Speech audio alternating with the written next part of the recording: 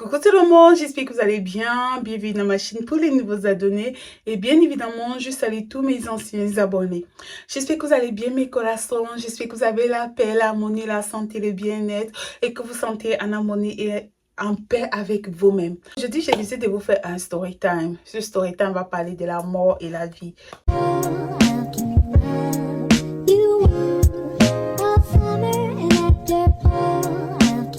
Je sais que beaucoup d'entre vous n'aiment pas entendre parler de la mort, mais comme vous le savez, nous allons tous partir. Nous allons tous passer par là. Il n'y a personne qui va rester. On est tous destinés à partir. Donc, pourquoi ne pas parler de ça? En fait, aujourd'hui, je vais partager avec vous une histoire que vous allez trouver bizarre. Vous savez que mes histoires sont souvent bizarres, un genre, mais je vais partager ça avec vous. Et je vous jure, c'est tout ce que j'ai de plus cher, que c'est une histoire que j'ai vécue, en fait. Donc, préparez-vous parce que ce story time risquerait d'être long. Il est 22h30. Vous voyez, il est 22h30 et j'ai décidé de m'asseoir pour parler de cette histoire ici avec vous.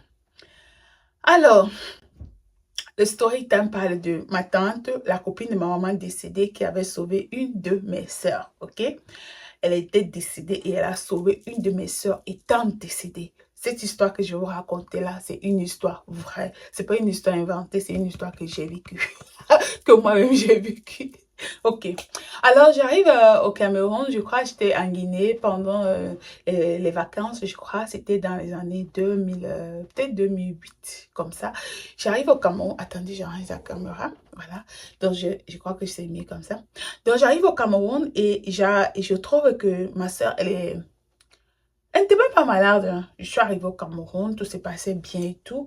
Et un jour comme ça, ma soeur, elle avait fait une bêtise, je ne me rappelle pas trop, et ma mère l'a frappée. Et quand ma mère l'a frappée, elle est partie se coucher, et se coucher. Et la nuit là, je me rappelle, ma grand-mère était venue à la maison, venue passer la soirée avec nous, et elle a décidé de rentrer. Et du coup, je lui dis, non, grand-mère, pourquoi tu rentres? Reste avec nous et tout. Elle me dit, non, il n'y a pas l'espace à moi. Laisse-moi, je vais rentrer. Je lui dis, non, grand-mère, dors. Ok, toi, tu vas dormir sur mon lit. Parce qu'en fait, on était dans une chambre où il y avait un lit en étage où dormaient mes soeurs. Et moi, je dormais seule sur mon lit, ok? Donc, je dis à ma grand-mère, grand-mère, tu vas dormir sur mon lit. Et elles vont dormir sur leur lit. Et je pense qu'elles dormaient deux en haut et deux en bas et deux en haut. Quelque chose comme ça. Je ne me rappelle pas trop. Mais je crois que c'était quelque chose comme ça. Et moi, je dormais seule sur mon lit. Quand elle me dit, d'accord, comme tu veux que je reste, je vais rester, je vais dormir sur ton lit. Je dis, yes, c'est ce que je veux. Ah, parce que je m'aime vraiment beaucoup ma grand-mère, en fait. Donc, du coup, bon, j'aime beaucoup, hein. Donc, du coup, voilà, c'est comme ça qu'elle a décidé de dormir. Et si je me rappelle que mon grand frère n'était pas là, donc du coup, j'allais dormir dans la chambre avec sa femme, puisqu'il n'était pas là. Le matin, j'entends, amour, amour, amour, amour, lève-toi, lève-toi, lève-toi. Mamie est en train de mourir, lève-toi, lève-toi, lève-toi, mamie est en train de mourir. Et du coup, je me lève, je dis, mais comment ça? Comment ça, elle est en train de mourir? Du coup, je me lève, je suis toute, étant donné que moi, je dors toujours au caleçon soutien, hein, toujours, toujours. Donc, je me laisse avec le caleçon de soutien. Je trouve qu'elle est couchée là, comme ça. Elle est en train de baver comme ça, les yeux sont partis. Je vois comment ma mère, elle est en train d'arrêter son pied, l'autre en train d'arrêter son pied, sa mangue là-bas. Donc, on la soulève, elle est déjà coincée comme ça, calée comme ça. La fille, elle n'était pas malade. Elle n'était pas malade. On est parti dormir, nous tous, la veille, tranquillement, sans aucun problème. Donc, quand je me lève, je vois comment elle est déjà comme ça, la bave en train de sortir. Le noir des yeux, là, a disparu.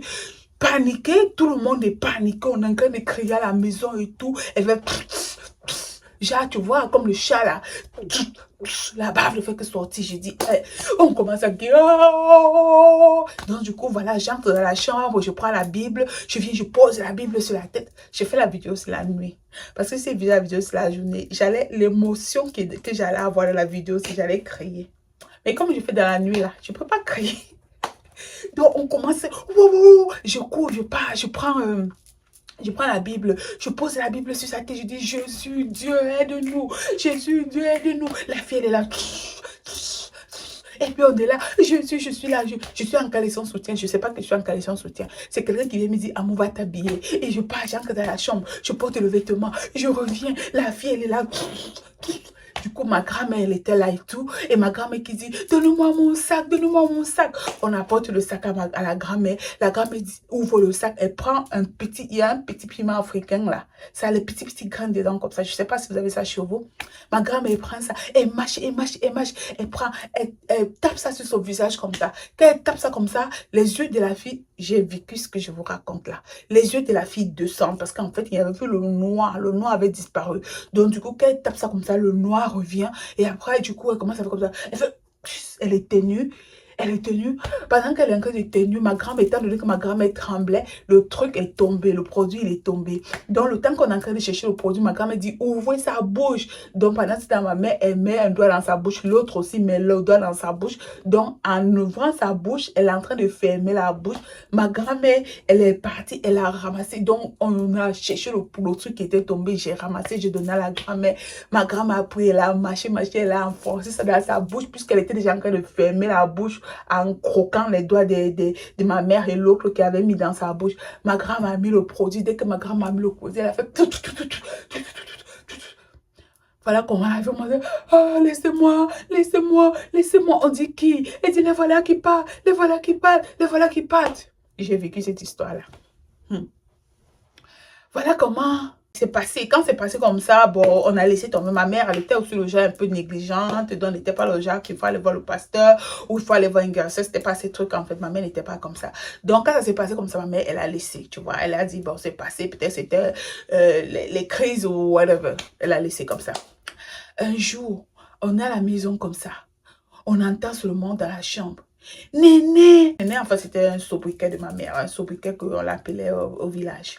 De la tête seulement, on entend seulement Néné, Néné. Une voix, en fait, qui n'était pas la voix de ma soeur, mais c'est ma soeur qui appelait. C'est ma soeur qui appelait, avec une voix qui n'était pas la sienne, en fait. Du coup, on se lève, on va dans la chambre, on la trouve, elle est en train de pleurer. Elle pleure avec une voix qui n'est pas la sienne. Et elle est là, elle est en train de pleurer.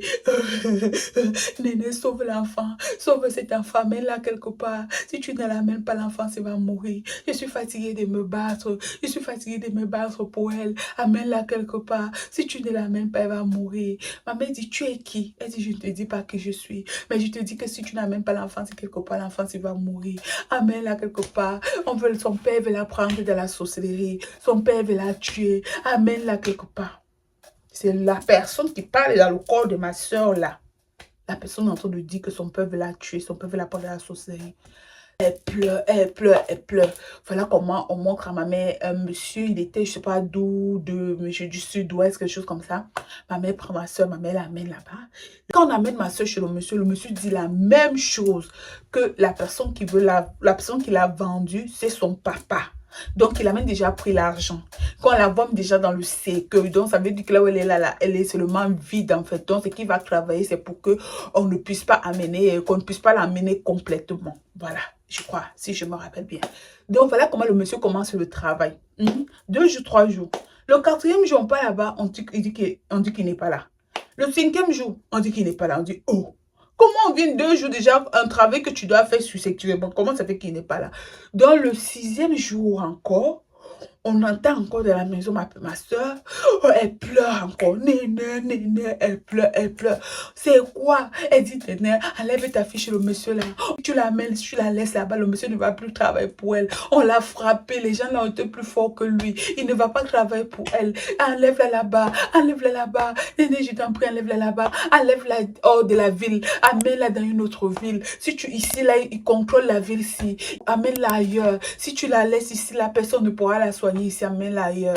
C'est quelqu'un qui parle, donc c'est un esprit qui parle dans le corps de ma soeur qui est en train de dire ça. Voilà comment ma mère, comme ça, elle cherche, elle cherche. On lui dit qu'il y a un monsieur, je ne sais pas si c'était à Bafoussam ou c'était où. Voilà comment ma mère amène ma soeur là-bas.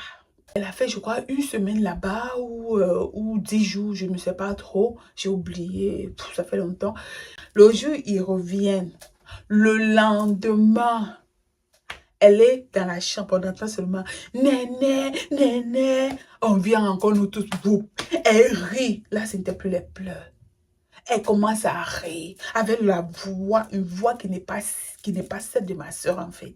Elle rit, elle rit. Elle dit, Nané, je suis contente, on l'a soignée. Je suis contente, on a gagné. Et on a gagné, Néné, je suis contente. Je vous jure sur tout ce que j'ai cher. On a gagné, Néné. Néné, on a gagné. On ne va plus mourir. On l'a laissé, Néné. Je suis contente, j'ai pu te sauver. Est-ce que tu sais qu'ils étaient deux? Elle avait l'enfant de mon frère. Et à cette même période, le fils au frère de la copine de ma mère venait de décéder. Il jouait au ballon, un petit garçon, je crois, de 12 ans. Il jouait au ballon, il est tombé et il est décédé. Donc, c'est quand elle dit, est-ce que tu sais qu'ils étaient deux, le fils de mon frère et elle, mais je n'ai pas pu les sauver, je ne pouvais pas les sauver, je n'ai pas pu sauver le fils de mon frère, ils l'ont pris parce que j'étais concentrée sur ton enfant. C'est là que ma mère réfléchit et dit, attends, toi tu es qui même? Elle dit, tu ne vois pas qui je suis? Ma mère dit, tu es qui? Elle dit, c'est là qu'elle dit à ma mère, je suis Naomi. C'est sa meilleure copine. Sa meilleure copine comme ça, là, de jeunesse, qui s'aimait vraiment. Les amitiés comme ça, on ne sait pas si ça existe encore. Nous tous, on reste comme ça. Hein? En fait, nous, on croyait que c'était mon arrière-grand-mère qui était décédée. Pourtant, ce n'était pas mon arrière-grand-mère, c'était sa copine, la copine de ma mère. Ma mère lui dit, Naomi, c'est toi. Elle dit, oui, c'est moi. C'est moi, Néné. Elle lui dit, Naomi, comment tu vas? Où je vais en venir? Regardez où je vais en venir. Là, croyez-moi que beaucoup de gens ne croient pas à cette histoire-là. Là où elle dit, je veux que tout le monde sorte de la pièce.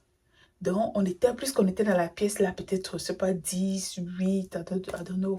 Donc, tout le monde commence à sortir et tout. Ah, mais je suis derrière, je commence à partir. Attends seulement, Amour, toi, reste. Je n'oublie jamais, j'ai eu un froid au dos.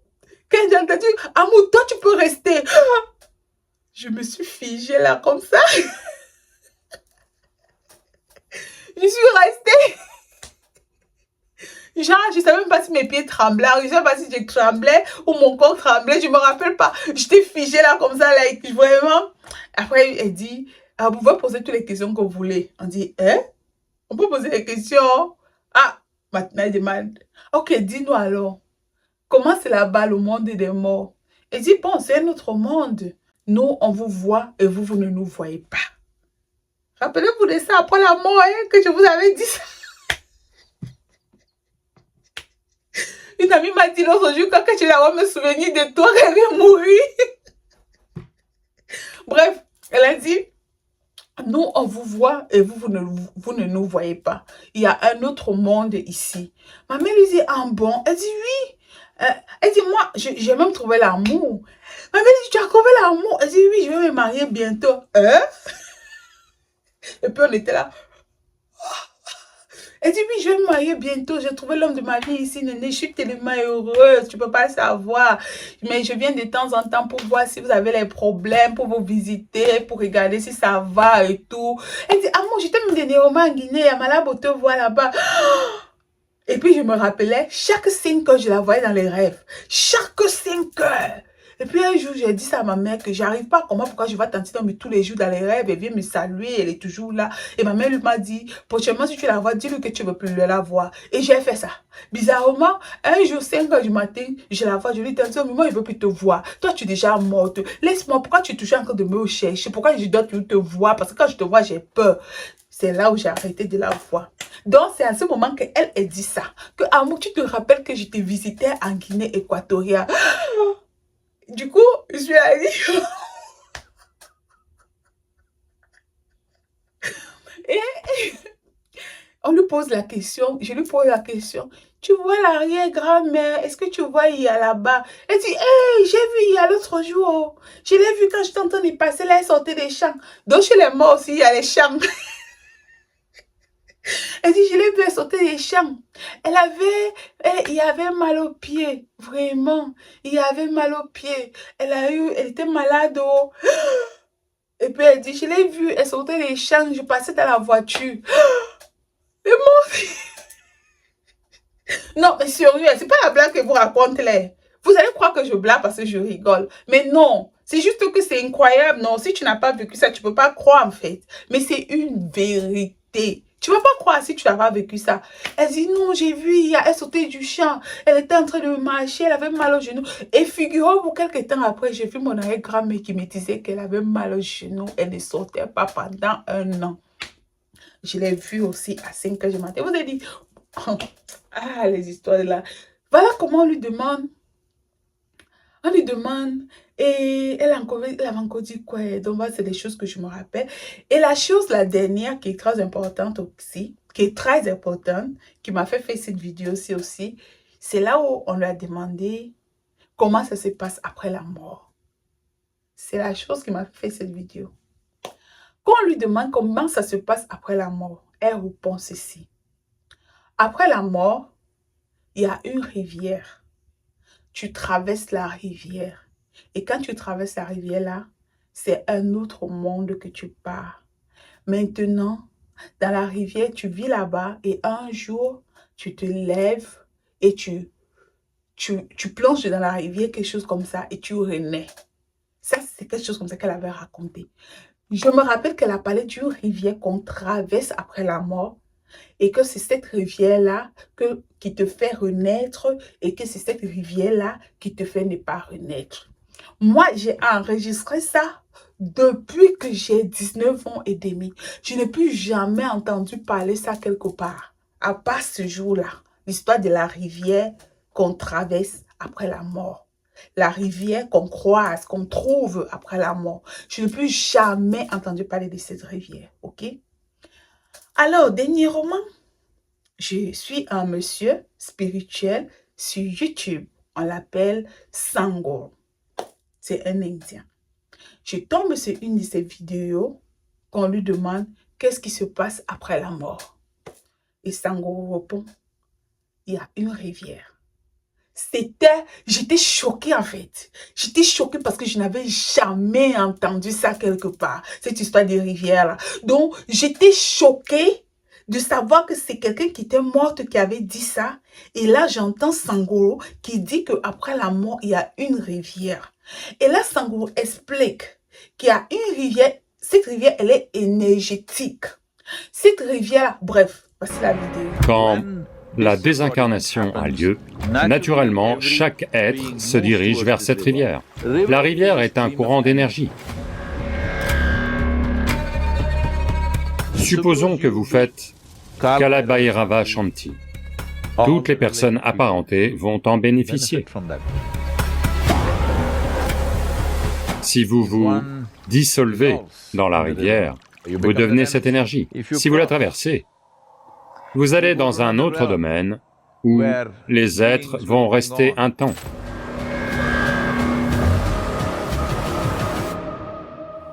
Voyez, d'après mon expérience personnelle, quand vous quittez le corps, selon le niveau d'évolution dans lequel vous êtes, à quel point votre enveloppe est fine ou épaisse, en fonction de ça, les choses ont lieu. Si quelque chose est...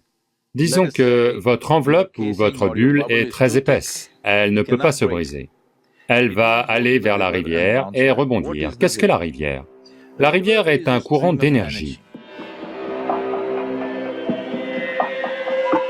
Une sorte d'énergie qui n'est ni la vie, ni la mort, mais un tout autre type d'énergie qui, en l'absence de mots, on peut dire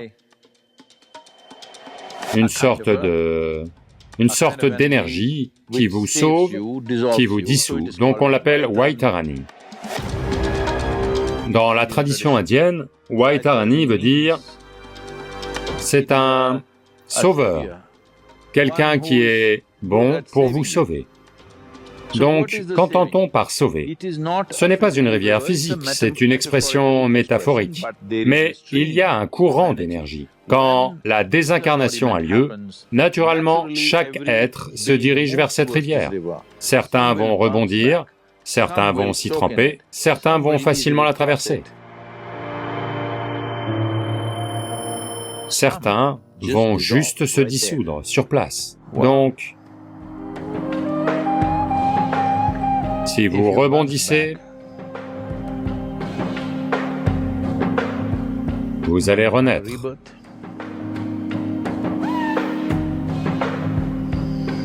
Si vous vous dissolvez dans la rivière, vous devenez cette énergie. Si vous la traversez, vous allez vers un autre domaine, où les êtres vont rester un temps. Selon la nature de qui ils sont, quelles sont leurs qualités, quelle est la qualité dominante, c'est elle qui va jouer. S'ils sont très joyeux, ils vont devenir extatiques. S'ils sont malheureux, ils deviennent très malheureux. Et ainsi de suite. C'est ce que normalement on appelle l'enfer et le paradis. Mais essentiellement ce qui se passe, c'est que votre qualité, comme vous n'avez pas de mental discriminant, elle est exagérée. Donc si quelqu'un a traversé la rivière, ou quelqu'un a rebondi, ces deux personnes, vous pouvez les aider. S'ils ont rebondi, ou s'ils n'ont pas encore traversé la rivière, ne parlons pas de rebondir, ils n'ont pas encore traversé la rivière, maintenant vous faites Kala Bhairava Karma.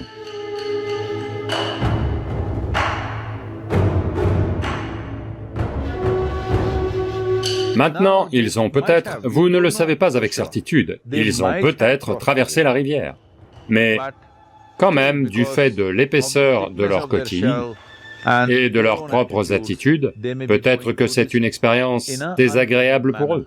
Dans mes garçons, je vous ai fait suivre une partie de la vidéo. Cette vidéo m'a laissé... Oh my God, j'étais choquée en fait, parce que je connaissais, je savais qu'il y avait une rivière dont elle nous avait parlé, mais je n'avais jamais entendu parler de cette rivière. Pour moi, c'était une rivière commune, c'était juste une rivière. C'est grâce à Sango que j'ai su que c'était une rivière énergétique, parce qu'évidemment, elle ne va pas parler de rivière énergétique, elle nous avait juste dit qu'il y a une rivière après la mort. Et là, j'ai parlé de ça avec ma grand-mère qui m'a dit, c'est vrai, elle aussi, elle a failli mourir à un moment donné et elle s'est retrouvée face à cette rivière. Parce que elle, ma grand-mère, elle avait ce don de voir les fantômes, de voir les gens qui sont morts et tout. Donc, elle m'a raconté. Donc, j'étais choquée de savoir que je connaissais ça en fait. Et choquée de savoir que c'est quelqu'un qui était décédé, qui était venu nous dire qu'il y a une rivière après la mort. Une rivière qui a le pouvoir de nous faire naître de nouveau ou de ne pas nous faire naître par rapport à la manière dont nous avons vécu sur cette terre-là. C'est cette rivière-là qui va déterminer si nous avons été une bonne personne ou si nous avons été une mauvaise personne. Si nous avons fait du mal, nous n'allons plus renaître. Mais si nous n'avons pas été une mauvaise personne, bien évidemment, nous allons renaître. C'est quelque chose comme ça que j'ai compris. C'est pour ça que j'essaie d'être une bonne personne. Donc mes garçons, c'est un peu ce que je voulais partager avec vous. C'était un story time un peu bizarre que je voulais partager ici aujourd'hui avec vous. Si vous ne croyez pas à ça, c'est votre problème. Moi, je partage avec vous ce que je connais, ce que j'ai mis dans mon cœur, dans mon esprit, dans mon âme. Je sais qu'après la mort, il y a une autre vie. Et je suis sûre encore de ça parce que après qu'elle ait parlé de la rivière, j'ai entendu ça chez Sango. Du coup, je suis convaincue que c'est la vérité. Sinon, elle et Sango ne se connaissaient pas, ok? Ils ne se connaissaient pas. Où est-ce que Sango a su de la rivière et où est-ce qu'elle, bref, ils n'étaient pas le même père, même, ils n'étaient pas le même pays, ni du même continent. Sango, il est indien, elle était de l'autre côté de l'Afrique. Donc mes coraçons, c'est parce que je voulais partager ici avec vous. C'était mon story time bizarre d'aujourd'hui. Vous dites-moi ce que vous pensez de ce story time. Et n'oubliez pas une chose, là, nous ne sommes pas en train de parler des églises parce que je vous connais. Nous sommes en train de parler du spirituel, de ce que je connais en fait et de ce que j'ai aussi appris. Donc mes coraçons, portez-vous bien. Pour ceux qui ne sont pas genre église, genre là. Dites-moi vous ce que vous pensez de cette vidéo. Nous sommes tous des enfants de Dieu, nous croyons tous en Dieu et nous sommes tous des personnes spirituelles, d'accord? Donc ne venez pas me faire vos leçons de morale. Je partage avec vous mes connaissances. Vous n'avez pas l'obligation de prendre, donc vous avez le choix de prendre ou de laisser, de croire ou de ne pas croire.